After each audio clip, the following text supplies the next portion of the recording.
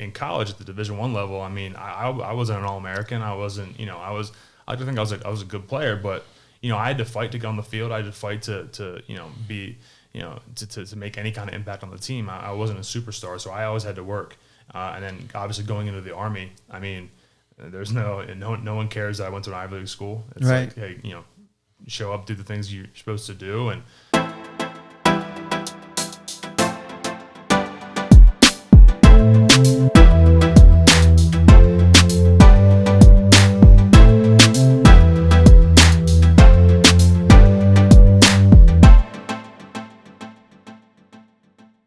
So it's great to be back in the studio, and here we are today with another great content-filled session. I got here my man, Brad Megay.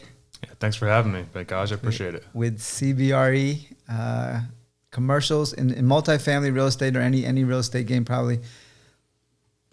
Brokers and they're like God to us, you know what I'm saying? They're like they're so important, because you guys basically. Not only do you bring us the deals, but also you're like a font of information. You guys have your pulse on the market and know it better than the investors probably. Yeah, we would like to think so. You guys as owner-operators have your hands full with the operations of the property. And, I imagine that takes a good amount of your time, probably the majority of your time. So, I think one things that brokers offer is just the fact that we have our finger on the pulse of the market. That is our jobs, right.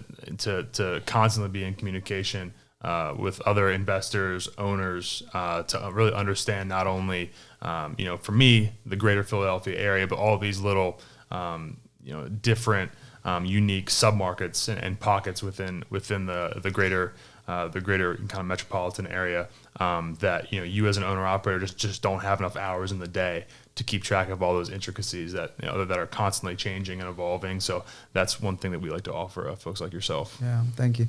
So you went to Princeton, played football. I did. Yep. 4 years, and then you went to. Where'd you go from there? Yes, well, I started right down the road at Owen J. Roberts High School. Right. I'm about a mile from where we sit right now in Pottstown here.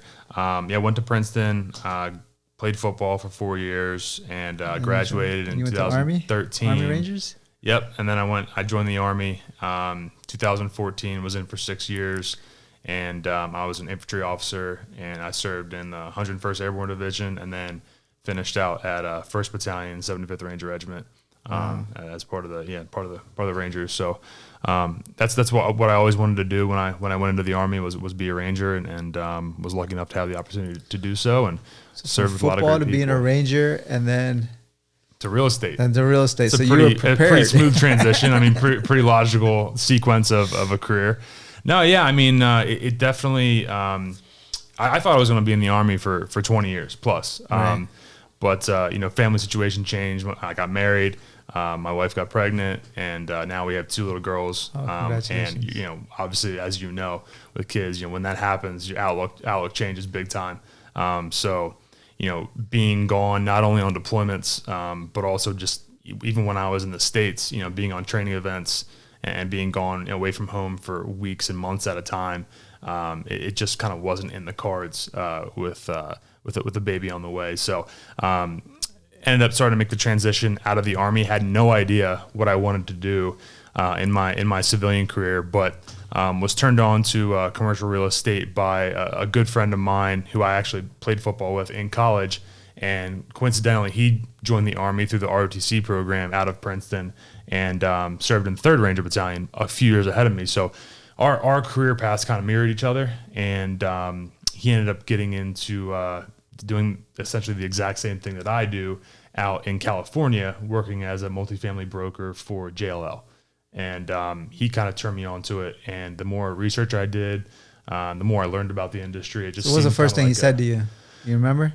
Yeah, I think, I do. Because at this point, this was probably late 2019.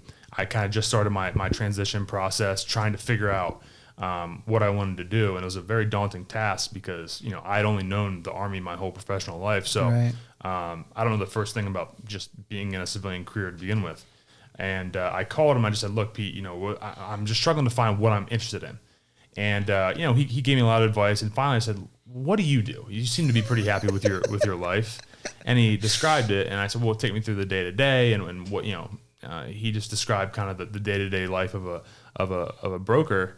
I said, commercial real estate sounds good to me. And like I said, from that point on, the more people I talked to. Now, was he doing multifamily or? Coincidentally, he does the exact same thing that I do now. Only he started in San Francisco and now he's leading the. And so even from the beginning, at that time when you asked him, what do you do? He was doing multifamily then too? Yeah, and I wasn't, after I spoke to him and I decided to pursue the commercial real estate path, I wasn't dead set on necessarily even really being a broker and definitely not dead set on doing multifamily. But that kind of set me on the path in that direction, which I'm very thankful to him for. And what did he say that kind of sparked your interest? I think he said that you'd be doing a lot of things like exactly what we're doing now, not necessarily podcasts, but speaking to owners. Like that's all I did today. Here it is, almost 2:00 in the afternoon. I've been on the road all day, meeting different people, having coffee, touring properties. It's all about relationships. And that's what I really liked. Exactly.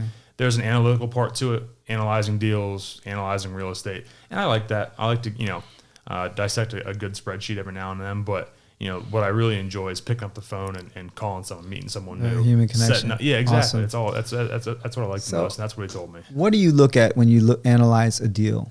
When you analyze a property, what are you looking at? Just to help me. People maybe don't know like what it is to analyze a property. What are some of the basics? Real simple stuff. Sure. So one of the things that we try to look at is when we put on our investor hat, so to speak, is understand that there's a million different ways that you could analyze a property, and there's probably 1,000 different ways that investors who may want to buy that property do analyze it.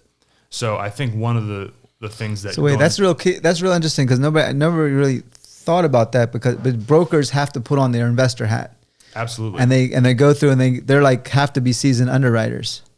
Yeah, absolutely. And the big firms like like CBRE, we have teams of folks who do the analysis for us, but at the same time, I starting out especially, right. I was my mentors and on the team made sure that I got a lot of reps in with the analysis, and we still do our own analysis and working with our analysts. But going back to your point, that's definitely it's key because you need to really understand not only just kind of what you could value in terms of metrics, but also what are the trends towards what people really value? Is it cash on cash? Is it how does the debt come into play? There's a bunch of different factors. Right. There's no one way to just give me any property. It doesn't matter. If it's an apartment property, I'm going to underwrite it this way. I'm going to apply the same assumptions. I'm going to apply the same cap rate. Absolutely not. It's very intricate, and you just got to, again, going back to speaking to folks like yourself. So if it's so diversified, then what do you do? Like, again,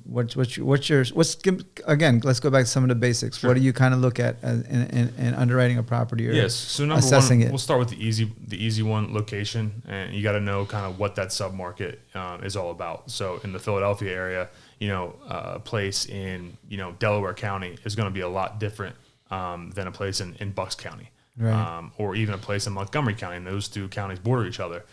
Even towns within the same county, they can be a lot different in terms of, the tenant base. And the real estate value, yeah. Yeah, in terms of the tenant base, the taxes are a huge deal. In terms of, comparable rents, what are the properties around them getting? I can go on and on. There's a lot of intricacies to it. So one of the things that recently you guys brought a deal to me, and you guys were... it was like a built in the 70s, right? Which we call C-class property because it's built in the 70s. Marketed at $200K a unit. And that was like, for me, it was just like, I remember when we hit the $100K mark, that was pretty astounding. And now to hear $200K, that was like a whole different level. And I was just like, my jaw dropped internally. You know what I mean? Like, what? Really? Absolutely. You weren't alone. Right. And that's it. It's big numbers these days. And it's happened quickly. It's happened over the past 6 to 9 months, maybe a year at most, where we've seen cap rates drop as interest rates have decreased and Before stayed low. 5 cap used to be a small cap. Now the 5 cap, wow, that's a huge. Yeah, you're getting a 5 used to be cap? new construction cap rate, right? And now it has a lot to do with the fact that now people are even doing 3 caps, right? Sure, on new construction we have a big no, new like what about portfolio. like regular properties that are already not new? they're even doing 3 caps on that. Going in cap rates are very low to the point now where, you know, the value add properties like you just mentioned, built in the 70s and the 60s, those are so highly sought after by investors that now, you know, a lot of times the going in cap rate on the trailing 12 months really isn't all that applicable. It's really kind of irrelevant because we understand that the investors to whom we're marketing these properties, we know what their strategy is. Going back to putting on our investor hat and knowing how they're going to be looking at these deals, you know, one of the objections we'll get is, hold on, you're marketing a 50-year-old property at a pro forma 5% cap rate, let's say, and they say, well, what's the going in cap rate? Well, isn't it irrelevant? We know you're not going to keep the rents where they are, right? You should. Right. They're so like 500 down. Yeah, we know you're going to put in some money to improve the units and make the upgrades that incur rent premiums. So we know what they're going to do on the operations side. That's going to be able to, you know, to allow us to, you know, underwrite the properties to the most benefit of the seller. So a lot of people right now, it's a lot of money chasing property or chasing inventory. That's right. Do you think that's pretty much the primary thing that's driving up the prices? That's certainly part of it, especially in the Philadelphia area. A lot of folks trying to get out of New Jersey, North Jersey, New York, D.C., you know, chasing yield here where you think the cap rates are low here. They're even lower elsewhere. Yeah. So that's definitely part of it. The interest rates have stayed low. So to me, I think that the fact that the cap rates are astoundingly low on some of these deals, that's really only half the story. I think you got to look at the spread between the cap rate and the interest rate, and that's as small of a spread as we've seen. So low interest rates is another primary booster to the prices. That's another big factor. Yep. Yeah. So what? So you've been in for like over a year now, or? It's been since July of 20. So about almost 16 months now. And yep. I'm it's like a stupid question, but like obviously you're gonna stick with this thing. You like this thing? I hope so. That's the plan. We'll see how many deals I get done here. Right. But that's the plan. I enjoy. One of the things that really impressed me about you in talking with you, I met you a few times, is like your knowledge of the market, you know, and not only that, like, you know, you've had this training, you went to Princeton, you played football, and you had the Army training and all that. That also plays a big factor in who you are today, you know, and what you bring to the table. Because of that whole discipline, the regimentation, everything like that, kind of like what do you think that you took from all that? You know, as far as the disciplines and everything that you've been involved with football and Princeton and your military career to bring to the table. It's a good question. To me, I've always had people around me that made sure that I stayed humble. You know, going back to, you know, obviously my parents growing up in this area, and then having football coaches, you know, great coaches throughout my career. And then in college at the Division I level, I mean, I wasn't an All-American. I wasn't, you know, I think I was a good player, but, you know, I had to fight to get on the field. I had to fight to you know, be, you know, to make any kind of impact on the team. I wasn't a superstar, so I always had to work. And then obviously going into the Army, I mean, there's no one cares that I went to an Ivy League school. It's right. Like, hey, you know, show up, do the things you're supposed to do, and you know, you think maybe you get in. I started off in the regular Army and going into the special operations community. You know, I think those guys, those Rangers and SEALs and Green Berets, they're rock stars. Not really. I mean, look, you know, I think the standards in the Army are such that they're probably amplified in that community, and you know, I had the benefit of having people around me throughout my Army career. That really kept me level-headed. It's tough to get a big head when, first of all, you're around awesome individuals in those units, and also the standards are just so high that, you know, there's no room for slacking off or getting a big head. And I think the same is carried over to my real estate career. Being on a great team at CBRE in a very competitive industry. You know, we have a lot of great competitors in the area that we have good friendly competition with. But just on my team specifically, you know, we have our two most senior partners, Bob Miller and John McFadden, have been doing this at CBRE as partners for 40 years. And Bob's how many years? 40. 40, right? Piece, 40 right. each. And Bob's he's a Navy guy. He's a retired status out of the Navy. Oh, okay. So he and I kind of speak the same language, and and he's very quick to make sure that I understand that I don't know it all, which is always beneficial because, again, going back to Army football with coaches, I mean, it's kind of the same. That type of mentorship is one that I connect with and I enjoy, and having guys like Bob and John and our team leader Spencer Yablon, they provide that as well. It was really interesting. We went to lunch about a couple months back, and my father was there, and my son was there, one of my sons, and Bob, who we were just talking about, has been in the industry for 40 years. But it was really interesting to see the admiration that Bob and my father had for each other. I don't know if you felt that, but Absolutely. I was like, wow. To me, like, I guess we're a different generation, but to see them and to see I just don't see that anywhere. Yep. You know what I mean? I don't think I've seen it, period. Like, but they just hadn't seen each other for a very long time, but you could feel this genuine, like, real admiration that was like palpable, that was really felt. Yeah, I think it's two humble guys, both of whom have had a lot of success in real estate, and they've done it kind of parallel to each other in the same market. And obviously, Bob on the brokerage side, your dad on the ownership side, and I think they're two guys. I feel like they respect people when they have success in the industry. That and like I said, they've worked together before, and they enjoy each other on a personal level. So that was very cool to see. Yeah. So also, like, being in the military, I'm sure that they also, like, it's like your mindset. You have this mental toughness. You know what I mean? That you can kind of, that training also would help in life in general, in anything, right? Like, just to be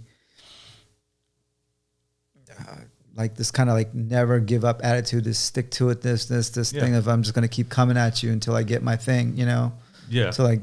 Sure, absolutely. I mean, you feel like that's a strong part of your rigor and your it has to be in my line of work, especially brokerage, because it's tough starting out to begin with, and even I'm sure talking to guys who have been in the industry longer than I have, by nature it's tough to see the progress that you're making on a day-to-day basis.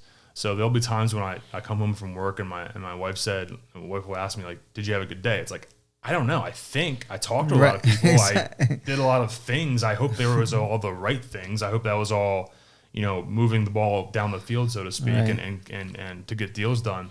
But it's tough when you don't see it every day and you're kind of working towards the next milestone. So not having that feedback on a daily basis, I think, going back to your question, the discipline that I learned in the Army, really helps me just to, I know what I need to do. I know what my business plan is. I've proofed that plan with Bob and John and Spencer and my senior partners. They said, yes, this is what you need to do. Great. I know the roadmap. Now I just need to hit it as hard as possible. And that gives me the confidence that I need, that I am doing the right thing to do it every single day. To build that.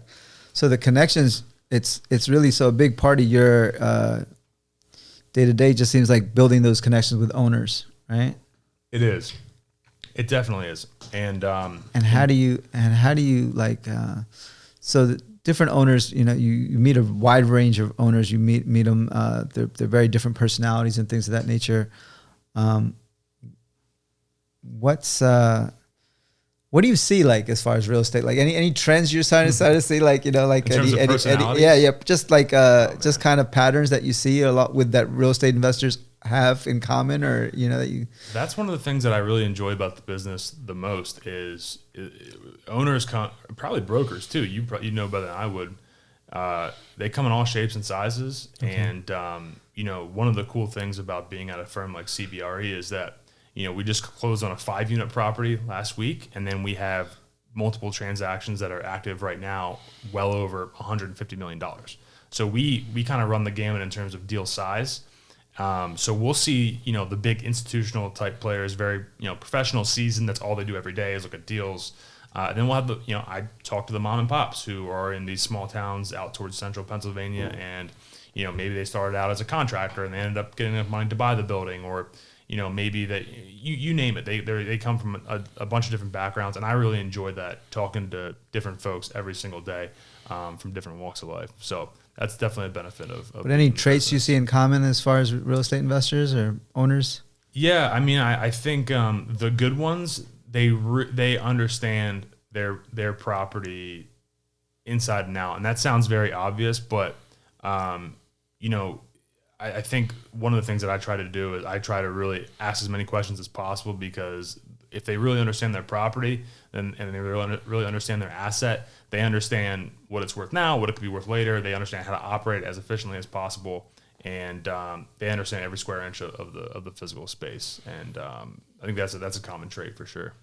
But any personality traits though, like, you know, it's just quirks. You think kind of anything interesting you might notice, to just that, you know? I think, and of course, this is painting with a pretty broad brush here, right. But I think, you know, they're very, you know, very alpha type personalities, kind of across the board. You know, they're people who are very confident. You know, a lot of these people own, you know, multi-million, like you and your brother and your dad. I mean, you know, a lot of real estate, and you know, we're talking about doing deals, you know, at life-changing amounts of money. So in order to own and operate and sell and transact and all the different things that come with owning, so it's more alpha than beta. Yeah, I mean, you just need to have that confidence in yourself that you know what you're doing, and the good ones do, for sure.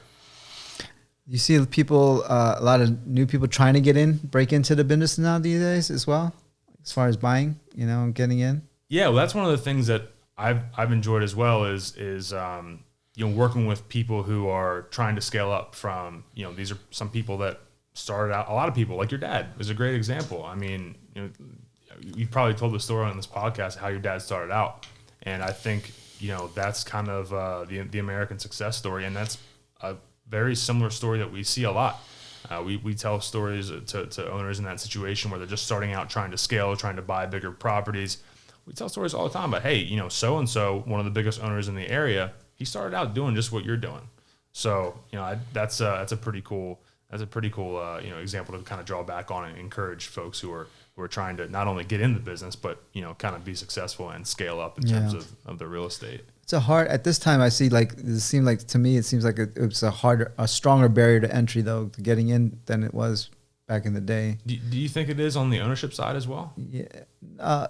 If you're already an owner, or just like a newbie coming into the industry? I would say coming into the industry. Yeah, that's what I'm kind of getting a cage. That's what I was kind of trying to ask you. Like, you know, you see a lot more people that are newbies that are just approaching you, or and if you are a newbie, what's the best way to approach a broker? Let's say that, you know. I think it's kind of doing exactly what I've already talked about on my end, which is just reaching out and trying to form relationships. No, like if you're a newbie, like trying to invest, a newbie investor, form those relationships with brokers. Yeah, absolutely, exactly. So what's a good way to get in with a broker is what I'm saying. Like, you know, because some brokers are gonna like be like whatever, and some brokers are gonna like take to you. So it depends. Like if you want to, what do you have to show the broker that you mean business or whatever, so for them to take you seriously? Because a lot of people, you can't take everybody seriously. Yeah, as well. So what do you see that? I always look, are they asking a lot of questions, and are they asking the right questions? You know, are they really trying to understand? And then what are the right questions? I think you always got to start with the location. Geographically, where are you trying to center your base of operations? Because I think a lot of times I see investors when they're just starting out, they're just chasing deals, and they say, this deal makes sense, right? Numbers wise. Okay, well, does it make sense with the operations? And of course, you know that very well. It's got to make sense once you purchase the property. It's got to make sense with the operations and the management. And so what I always say is, you know, the numbers could make sense on paper, but maybe not necessarily once you own the property. It might not be the best fit. And you know, the more that you can kind of not necessarily consolidate, but keep your base of operations limited geographically and really understand a market, that's going to give you the confidence that you need to say, you know, I know what I can get for rents here. I know what this area is going to yield in terms of you know, tenant base. So you think the location is the most important thing? Like one of the key things starting out is to know that area well. Right. Know the markets there. Know what the prices are going for. Okay. I think so. What do you see as some emerging markets here, like that are maybe people are not taking notice of? Like all of a sudden, you know, Allentown, we would never saw so much growth in Allentown that we've seen over the last few years. Anything that you might think that's kind of like nobody's looking over here? Well, I think you got to follow the jobs. And the jobs right now with the rise of e-commerce and, you know, industrial real estate distribution centers. Right. You know, there's so much up on that I-78, 80 corridor from the Lehigh Valley out to, you know, Harrisburg and then down to the middle part of the state. Maybe that's why they're like the top two markets, I think, is Allentown and Harrisburg. Somebody told me recently. Yeah, Rental markets. Yeah, and obviously the industrial sector in those areas. I'm not saying that's a secret. That's been common knowledge for a while. But I think we're seeing kind of the multifamily demand follow suit and follow, you know, like I said, where those, you know, good solid industrial jobs are really emerging. What do you see going on? Like, you guys sold one of the, you know, where the Wegmans is in King of Prussia? There's a lot. There's like 4 or 5, maybe even 6 multi-family complexes that were just built in the last few years there. You guys traded one recently or no? Our King of Prussia deal recently was not in the town center. It was in King of Prussia. Oh, was that high rise? Yes. The right 600 units. Yes, 600. What did that trade for? Units. It's not common knowledge yet, so I don't think I can really. Okay, so it's not closed yet, but it will be very shortly. Okay. All right, we'll leave it alone. We'll leave it alone. But yeah, I know exactly which building you're talking about. So we'll wait on that. But that's a good example of what we were just talking about. King of Prussia. I mean, obviously it's been hot for a long time, but that's the largest, you know, area of office jobs in the greater Philadelphia MSA. Right. is in King of Prussia, suburban at least. Right. And so it's no surprise that all these giant brand new, you know, Class A multifamily properties have popped up. Is there still construction going on? Do you see in the King of Prussia area for multifamily? Sure is. Yep. Okay. Yep. And it hasn't hurt the C-class properties, really. I don't think, probably in the area. I definitely wouldn't say that it's hurt the C-class properties. No, the absorption from the Class A has been incredible. The lease ups for those brand new properties has been, you know, across the board, you know, light speed. But how it affects the C-class properties, I mean, no, we've only seen appreciation. We've only seen rents just continue to skyrocket, even in areas where there's been a lot of new development. Yeah, like Allentown, it's only helped us. It hasn't hurt us. Yeah, I mean, take Phoenixville, for example. Phoenixville, and there's not a ton of new properties there, but there's a few being built now. You know, Phoenix Village, the point of Phoenixville, you know. I saw all that get built, you know, in the last... Rents haven't gone down. They've actually skyrocketed since those places have been built. So I think it's one of those things where you get new money, you get a lot of investment into an area, kind of a rising tide raises all ships. And that's what we've seen in the you know, B- to C-class properties as well. Where do you see an entry point maybe for like new people coming in? Where do you see like maybe this is the best place that you think this might be a good place for them to start looking at, like what certain size or certain area? Yeah. You know, as far as like just the apartment size, you know, volume. Yeah, I mean, I think you got to start small. I mean, once you get up into the, you know, double-digit unit count plus, you know, 20, 25 units, it gets pretty competitive with the private equity folks who are constantly looking for deals. So if you're just starting out and you only have so much equity that you can place, you got to start small. And again, that's probably no surprise, but you know, you gotta prove your concept in terms of what metrics you look at to buy, and then how you're gonna operate the property. And if you can do that, then you can scale from there. So you're dealing with both owners, you know, trying to get them to list their properties, and as well as investors trying to buy properties. You're on both sides of the spectrum as far as dealing with both people. What's the best way for the investors to come in contact with you? I think the more that we know about your investment criteria, the better we can help you. Right. So I talk to people almost on a daily basis who say, "Hey, find me a, you know." No, but if they were to look you up, what's the easiest way for them to look you up if they want to contact you if they're an investor? Mm-hmm. Yeah, I mean, our website is probably the best way. I mean, our whole multifamily team is there at cbre.com. You can search in Google with. Now, CBRE has a wide net, basically. I mean, CBRE is like wherever you go in the world, you'll see a CBRE sign. You know, it's like a huge company. And but they can just go to CBRE.com and they can find you through Google search the Philadelphia CBRE multifamily. Philadelphia. Okay. So, all right. Perfect. Yep. Sure. And so John McFadden, Bill, they've been in it 40 years doing this. Like, what are some of the things that you've picked up from them? You know, what are some of the key things, if you could just share a few nuggets because we're wrapping up. Sure. That, you know, I'm sure they've passed on a lot of wisdom to you. They have. That's fair to say. Yeah. What always strikes me when I meet, you know, go on property tours with them or meet people, I bring them along to some meetings that I set up. they just have a way of connecting with people, whether they've known them like Bob and your dad for 40 years, or they're meeting for the first time. They just have a way of connecting with them on a personal level, and they can talk business, they can talk apartments all day long, of course, right? But they're able to connect with them a little bit deeper level, and they ask the best questions that I've ever heard anyone ask. Is Bob and John? They ask the best questions. I think that's the most important thing to get out of this podcast that's really coming up is this fact of people connection. I was at the trade show the other day, and I would meet some of the younger investors, and they start talking about numbers and you can do this and that, you know what I mean? They like lose you in the conversation, and just like, I'm like a deer in headlights, where like the older, the more seasoned, I would say, broker is standing right by them, and he's just like, oh, how the kids are, you know what I mean? Like, it's like, they don't talk about none of that stuff. It's just like really about people connection. And every relationship comes down to a decision based from one person to another, basically. And that person based those decisions upon the connection they have more so than anything else too sometimes. So I think that's really maybe even a key for this theme for this podcast, is understanding the power of people connection. Because that's what we saw when we saw Bob and my father. Yep. Like, we're talking whatever, data, blah, blah, blah, but they're just like connecting on a real human level. Yep.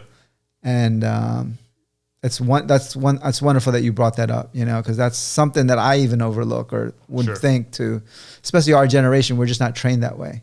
I agree. I mean, it's as simple as you tend to do business with people who you like. Right. And I think it's but simple. The ability to build rapport with somebody, to connect with somebody, and get past, sometimes people just give so much information, and then you lose people. Trying to get them to see this or that is a thing, but it's really, you got to first make that connection on a person-to-person level. Sure. And then you can gradually give them stuff. But like I said, these guys would just start talking. I just can't wait for this guy to be quiet so I can, because I'm not, everything he's saying is just going right over my head. It's just like data, and you can do this and you can refinance. You got all this information, but it's like, no, that's not the way. That's just not the way. Yeah. It's you got to make that connection. Yeah, absolutely. And I think for anyone, I think people, the people who are the most successful in creating that connection, I just mentioned a minute ago, but Bob and John ask the best questions. And you'll go on a property tour with Bob, and he'll ask some questions, and you're like, I'm thinking to myself, Bob, have you ever been in an apartment property before? Like, you've been doing this for 40 years, and you're asking about the heat system. I see it's hot water baseboard. He's creating a dialogue. He's starting the conversation. He wants to hear it from the owner. Hey, tell me about this part of your building. And the owner wants to talk about his building. Right. He loves his building. Right.